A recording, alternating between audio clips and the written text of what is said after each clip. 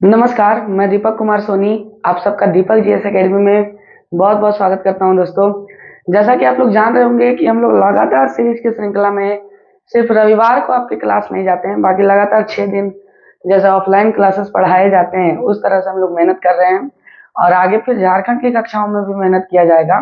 ठीक है, तो आप बड़े अच्छे तरीके से किसी भी प्रकार का कोई पेड कोर्स अगर नहीं करना चाहते हैं और एक अच्छा अध्ययन करना चाहते हैं ताकि आपके एग्जाम के सारे प्रश्न यहाँ से आए, तो आप इसको लेकर के दीपक जीएस एकेडमी से जुड़ सकते हैं। और अगर आप जुड़ेंगे तो निराश नहीं होंगे, ये मेरा वादा है ना। तो आज के क्लास में हम लोग नदी वगैरह बिहार का पढ़ लिए, बिहार के भूगोल को लेकर के चल रहे हैं और संभवतः बिहार के भूगोल से और एक दो क्लास आपकी जाएंगी, उसके बाद भूगोल समाप्त होगा तो फिर हम लोग इकोनॉमिक्स की तरफ चलेंगे बिहार का। ठीक है, तो आज के क्लास में आप देख ही रहे होंगे एक छोटा सा चैप्टर है बिहार के खनिज संसाधन, है ना। कौन सा चैप्टर है? बिहार के खनिज संसाधन। आप कॉपी और पेन लेकर के बैठे हैं ना? कॉपी और पेन लेकर के ही आप बैठे हैं, क्योंकि मैं आपको नोट्स भी करवाते जाऊंगा और अच्छा से आप पढ़ते चल जाइएगा। किसी भी प्रकार का कोई भी पेड कोर्सेज करने की आवश्यकता नहीं है दोस्तों। ठीक है, जहां से प्रश्न आते हैं, जहां से प्रश्न आने की संभावनाएं हैं, वो सारे क्वेश्चंस को हम लोग शामिल करते हैं और बहुत बेहतरीन तरीके से इसको लेकर के चलते हैं। ठीक है, तो आइए देखिएगा, अगर आप देखना चाह रहे हैं तो इस मैप को बड़ा अच्छा से देख लीजिए और एक बार आप स्क्रीनशॉट भी ले लीजिए ताकि बाद में स्क्रीनशॉट लेने में कोई दिक्कत ना हो आपको। एक बार स्क्रीनशॉट भी आप ले लें। और ये जो आप देख रहे होंगे, ये संकेतक मैंने बनाया है खनिजों के, कि पायराइट्स का, चूना पत्थर का, अभ्रक का, सोना का, चीनी मिट्टी का, क्वार्ट्ज का, क्वार्टजाइट का, बॉक्साइट का, स्लेट का, सैंडस्टोन का, सोपस्टोन का, गैलेना का, सोरा का और खनिज तेल का। ठीक है, तो सबसे पहले तो आप जानते चल जाइए, ध्यान में रखिएगा इस बात को कि ये सभी चीजें बिहार में पाई जाती है। ठीक है, आमतौर पर देखिए बिहार का जो दक्षिणी हिस्सा था, झारखंड पठारी हिस्सा, उस पठारी हिस्सा को 15 नवंबर को अलग कर दिया गया 2000 को। और 2000 को जब अलग कर दिया गया तो बिहार का जो खनिज से संपन्न हिस्सा था वो कट गया दोस्तों। लेकिन फिर भी बिहार में खनिज संपदा बहुत मात्रा में पाई जाती है, जिसके बारे में आप जानिएगा। अगर आप मैप देख पा रहे होंगे, कुछ विशेष बातें जो पहले कंसेप्चुअल क्वेश्चन में आपको बनाने में मदद करेंगे, ध्यान में रखिएगा। बीपीएससी में यहाँ से क्वेश्चन आया हुआ है। ठीक है, आप देख लीजिएगा, आपको लास्ट में बीपीएससी का क्वेश्चन भी दिखा देंगे कि किस प्रकार से यहाँ से प्रश्न पूछा गया। आप देख लीजिएगा, यहाँ पर आपको बीपीएससी का क्वेश्चन दिखेगा लास्ट में, आप वहां पर देख लीजिएगा। ठीक है, जो इस चैप्टर से प्रश्न आए कंसेप्चुअल प्रश्न, उसको आप देखिएगा। देखिए यहाँ पर आपको करना क्या है, यहाँ पर जिस करना है, यहाँ पर अगर आप देखिएगा दोस्तों कि बिहार का लगभग जितना भी खनिज संपदा है ना, लगभग जितना भी खनिज संपदा जो स्थित है या तो उसके जो भंडार पाए जा रहे हैं वो बिहार के दक्षिणी इलाकों में ही पाए जा रहे हैं। देख लीजिए, बड़ा सघन आपको दिखेगा दक्षिणी इलाकों में, बिहार के दक्षिणी इलाकों में भी देखे जा रहे हैं। और आप देखिएगा कि उत्तरी इलाकों में एक आध क्षेत्र ऐसा है जहां पर कुछ संसाधन आपको मिलेंगे, खनिज संसाधन। तो सबसे बड़ा सवाल ये उत्पन्न हुआ कि बिहार के दक्षिणी इलाकों में ही सबसे ज्यादा खनिज संपदा क्यों है। तो इसका कॉमन सा आंसर है कि बिहार का दक्षिणी इलाका थोड़ा बहुत हिस्सा जो है गया, नवादा, रोहतास, कैमूर, इधर जमुई का बात कर लें, इधर भागलपुर, बांका का बात कर लें, ये जो इलाके हैं वो पठारी क्षेत्र का हिस्सा है ना। किसका हिस्सा है? पठारी क्षेत्र का। आप पीछे के क्लास में जाके देखें, आपको बड़ा इंपॉर्टेंट लगेगा, वो क्लास अच्छा से समझाए हैं वहाँ। ठीक है, वो पठारी क्षेत्र का इलाका है और पठारी क्षेत्र में ही खनिज संपदा अत्यधिक मात्रा में पाए जाते हैं। इसका उदाहरण आप उड़ीसा और झारखंड से समझ सकते हैं, क्योंकि ये दोनों राज्य खनिज संपदा से परिपूर्ण है। ठीक है, अब देख लीजिएगा कि चूंकि दक्षिणी इलाका ही क्या है, खनिज संपदा से परिपूर्ण है, इसलिए आपको दक्षिणी इलाके में ही क्या दिखेगा, सर्वाधिक खनिज संपदा का क्या दिखेगा, विस्तार दिखेगा। आप ध्यान में रखिएगा इस बात को। ठीक है, तो आइए अब आप नोट्स कॉपी लेकर के बैठ जाएं, क्योंकि अब आपको जानना होगा कि जिलावार, लास्ट में मैं क्वेश्चन भी दिखा दूंगा कि जिलावार जो खनिज संपदा है वो कहाँ कहाँ है, कैसे कैसे प्रश्न पूछे जा सकते हैं आपसे, ध्यान में रखिएगा। सबसे पहले आप पायराइट्स देख रहे होंगे और पायराइट्स का संकेत है पी। और अगर आप पी को देखिएगा तो पूरे बोर्ड में आपको पी मात्र एक जगह दिखेगा दोस्तों। देखिए पी कितना जगह दिखेगा, एक जगह दिखेगा। और ये इलाका जो है, अगर आपने बिहार का मैप पढ़ा है, आप अच्छा से याद रखिएगा कि ये इलाका रोहतास का है, सासाराम वाला इलाका है। ठीक है, तो पी जो है, ध्यान में रखिएगा, पी यानी कि पायराइट सिर्फ और सिर्फ बिहार में रोहतास के क्षेत्र में पाया जाता है। और रोहतास का भी एक गांव है बेसिकली अमझोरा, है ना। कई बार यहाँ से क्वेश्चन पूछा गया है। रोहतास का एक गांव है अमझोरा, और अमझोरा में ही पाया जाता है पायराइट्स, ठीक है, ध्यान में रखिएगा।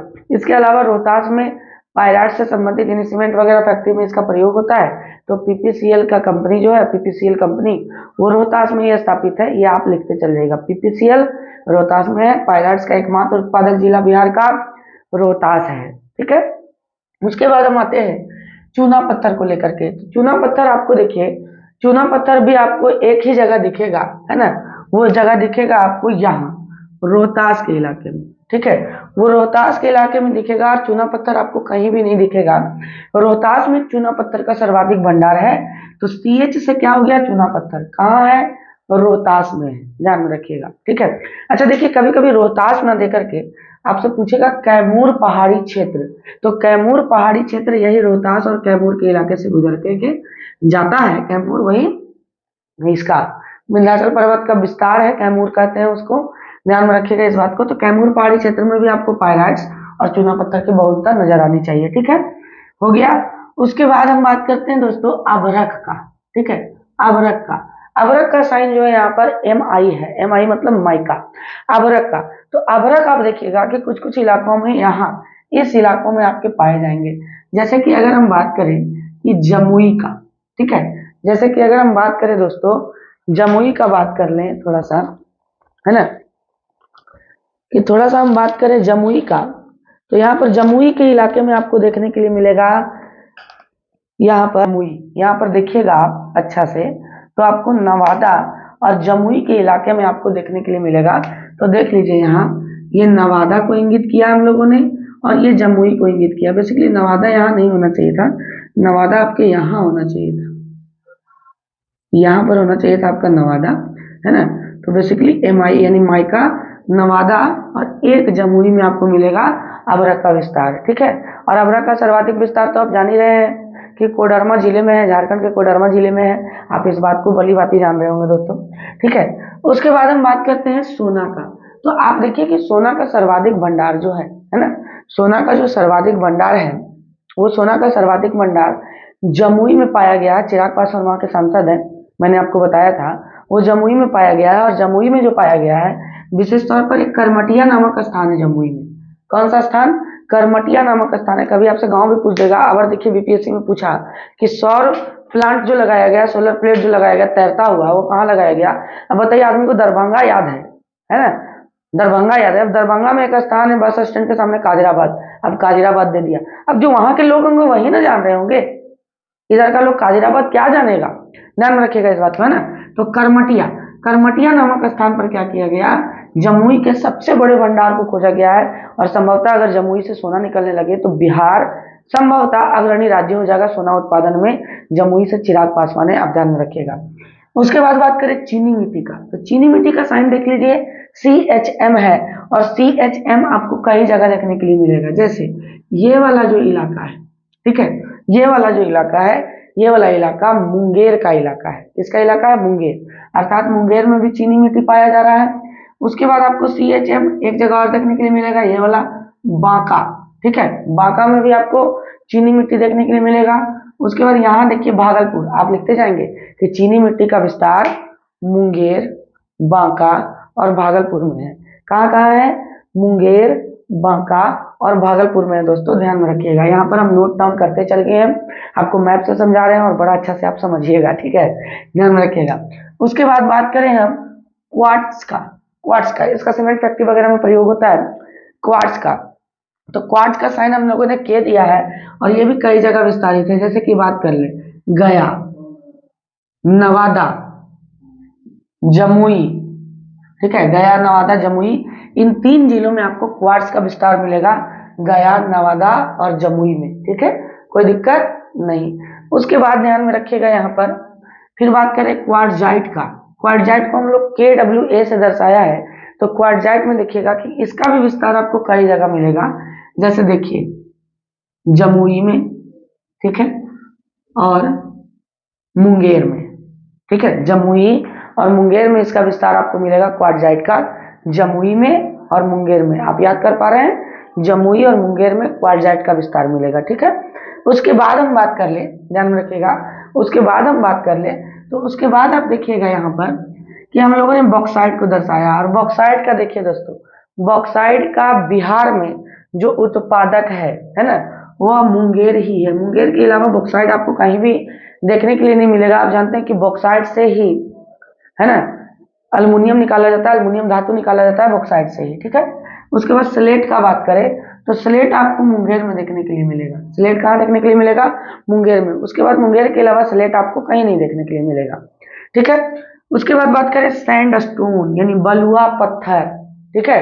तो बलुआ पत्थर आपको एक ही जगह देखने के लिए मिल सकता है, बलुआ पत्थर, और वो जगह है दोस्तों, ध्यान में रखिएगा, रोहतास। मात्र रोहतास में आपको बलुआ पत्थर देखने के लिए मिलेगा, क्योंकि आप जानते हैं कि ये कैमूर पहाड़ी क्षेत्र है, विंध्याचल पर्वत श्रेणी का क्षेत्र है। अगर आपको मैंने भूगोल पढ़ाया और भूगोल आप पढ़िएगा तो उसमें आप जानिएगा कि भूगोल के अंतर्गत, है ना, भूगोल के अंतर्गत विंध्याचल पर्वत श्रेणी में विंध्यन क्रम की चट्टानें पाई जाती है, और विंध्यन क्रम की चट्टानें जो है ना, वो किसके लिए उपयोगी है? वो उपयोगी है आपके भवन निर्माण सामग्री के लिए। तो बलुआ पत्थर बेसिकली भवन निर्माण से ही संबंधित है, तो रोहतास में पाया जाता है, ध्यान में रखना है आपको। उसके बाद आप देखिएगा सोप स्टोन। सोप स्टोन अगर आप देखिएगा तो सोप स्टोन आपको एक दो जगह मिलेगा। सोप स्टोन जैसे देख लीजिए, जमुई के शंकरपुर में, है ना, जमुई के शंकरपुर में सोप स्टोन है। इसके अलावा अगर आप सोप स्टोन को देखना चाहते हैं तो सोप स्टोन आपको एक जगह और मिलेगा, है ना। सोप स्टोन आपको एक जगह और मिलेगा, नहीं, सोप स्टोन आपको एक ही जगह मिलेगा जो यहाँ है, जमुई के शंकरपुर में है, ठीक है। उसके अलावा सोप स्टोन आपको कहीं नहीं देखने के लिए मिलेगा। फिर बात करते हैं हम लोग गैलेना। गैलेना लेड का क्या होता है? अयस्क होता है, शीशा का अयस्क होता है। तो गैलेना आपको कहाँ देखने के लिए मिलेगा? तो बांका के अबरखा नामक स्थान पर। कहाँ पर? बांका के अबरखा नामक स्थान पर गैलेना देखने के लिए मिलेगा, जहां से लेड को प्राप्त किया जाता है। ध्यान में रखिएगा इस बात को, ठीक है। पारा जिसको बोलते हैं आप, पारा बोल रहे हैं, ये आप शीशा जिसको बोलते हैं, ठीक है। उसके बाद सोरा का बात करें, सोरा, ध्यान से सुनिए। आप लोगों ने नाम सुना होगा हेमू का, ठीक है। हेमू जो मध्यकालीन इतिहास का एकमात्र हिंदू शासक रहा, जो दिल्ली सल्तनत की गद्दी पर बैठा, हेमू जिसको अकबर ने पानीपत के द्वितीय युद्ध में हराया था, वो सूर वंश के आदिल शाह सूर के समय में क्या हुआ था? शामिल हुआ था सूर वंश में, दिल्ली सल्तनत में।